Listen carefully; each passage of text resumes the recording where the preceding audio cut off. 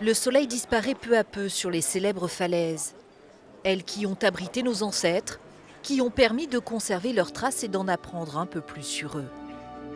Un écran géant millénaire, à ciel ouvert, prêt à s'illuminer. Ici, dans cette vallée, des hommes ont vu des mammouths.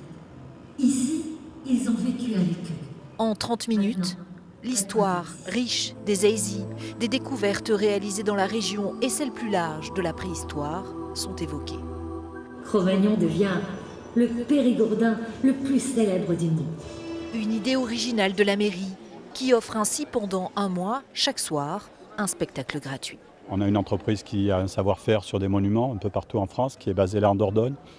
On a un écran naturel qui est, même si moi j'ai grandi là, on le voit tout le temps, tous les jours, mais il est quand même très, très particulier. Et on s'est dit que ça pouvait être intéressant pour le public le soir de découvrir une histoire sur la falaise. À la fin de la projection, le public est ravi. C'était vraiment magnifique. Ah oui, franchement. Instructif parce que c'est vrai qu'il y a plein de choses qu'on ne savait pas forcément et c'est très beau. Vous avez appris des choses?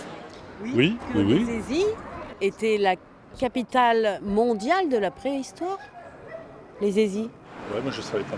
Si. On est voisines, mais en même temps, on a beaucoup apprécié. Parce que ça fait remonter beaucoup les souvenirs aussi.